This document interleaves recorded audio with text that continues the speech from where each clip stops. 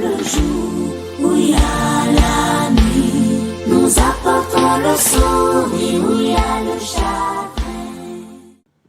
Chers amis, bonjour. Les élections générales approchent à grands pas.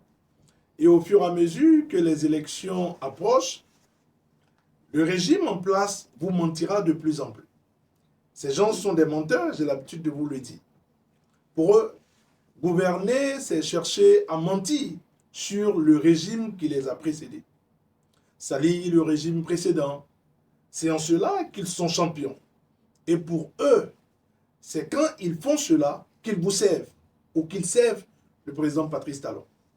Il y a de cela quelques jours, je m'étais adressé à vous concernant la construction du nouveau siège de l'Assemblée nationale. Je l'ai fait parce que ces gens vous doivent la vérité. Mais malheureusement, ils vous la cachent. Ils ne vous la donnent pas. La construction du nouveau siège de l'Assemblée nationale, selon les chiffres qu'ils nous ont présentés eux-mêmes dès le départ, était de 25 milliards de nos francs. Aujourd'hui, ils sont à plus de 78 milliards de francs CFA, disent-ils, avec des chiffres sur le taux d'exécution physique global, les uns aussi fantaisistes que les autres, sans parler des chiffres d'exécution financière les plus douteux. Pour faire la lumière sur cela, ils nous proposent une visite touristique sur le site du nouveau siège de l'Assemblée nationale, comme si c'est de ça qu'il s'agissait. Lorsque vous quittez une prévision initiale de 25 milliards pour vous retrouver à un montant de 78 milliards, alors que le chantier n'est pas encore livré, où se trouve votre sérieux? Que prévoit le Code des marchés publics en ce qui concerne le pourcentage que ne doivent dépasser les avenants? En effet, selon le Code des marchés publics, en République du Bénin, en son article 100, parlant des avenants, il est écrit ce qui suit. Les stipulations relatives au montant d'un marché public ne peuvent être modifiées que par voie d'avenant et dans la limite, je dis bien dans la limite d'une augmentation de 30% de la valeur totale du marché de base. Fin de citation.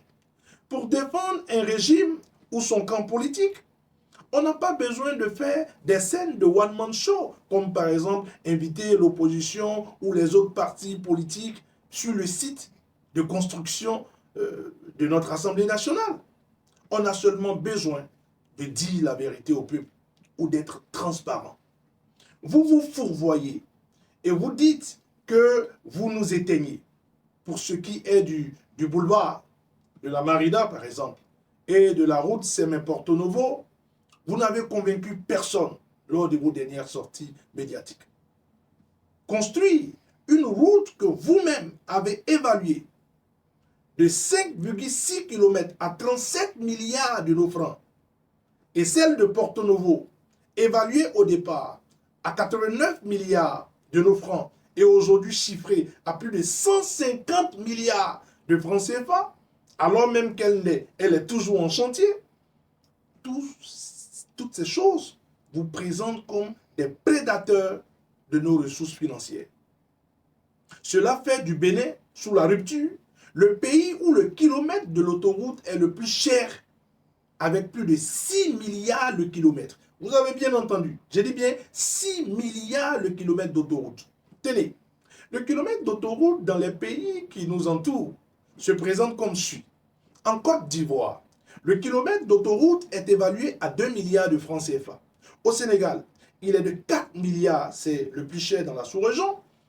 Au Maroc, qui a des autoroutes aux normes européennes, il est de 3,2 milliards de francs CFA. Au Nigeria, évalué en Naira, il est de 1 milliard de Naira.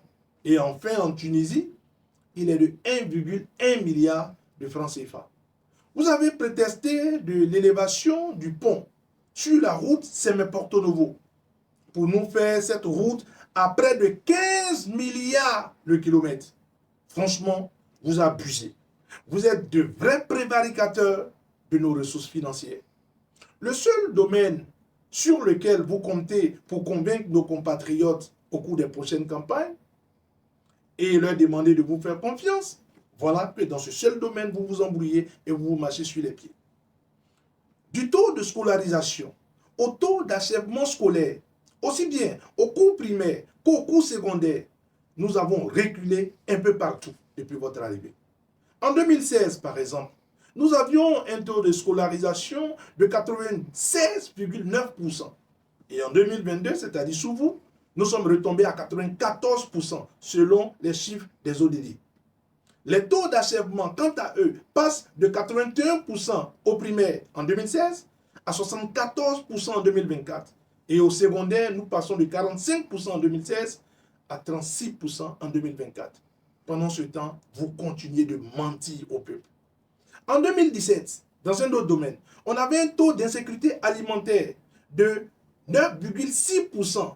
Et en 2024, cela est remonté à 26%, selon les chiffres de l'Union africaine. Mais pendant ce temps, vous continuez de mentir à nos compatriotes. Dans le document du PAG, ces gens nous ont dit que le taux de couverture de l'eau sur le plan national, avant eux, était de 67%.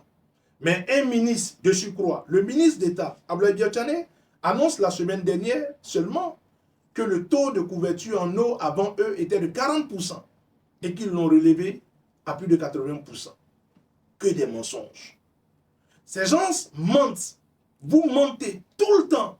Et tellement que vous mentez, que vous venez nommer encore des ministres conseillers afin qu'ils viennent mentir davantage.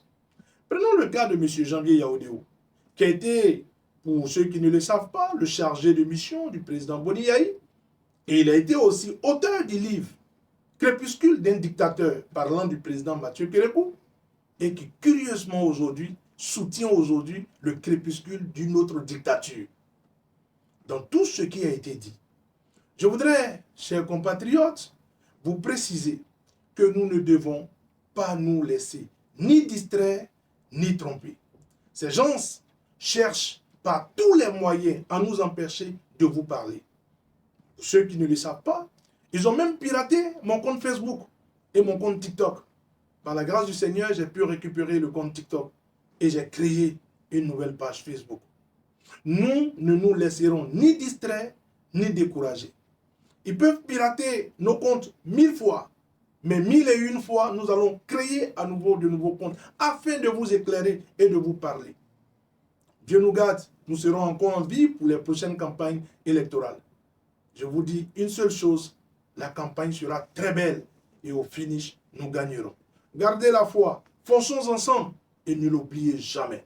Ensemble, nous vaincrons.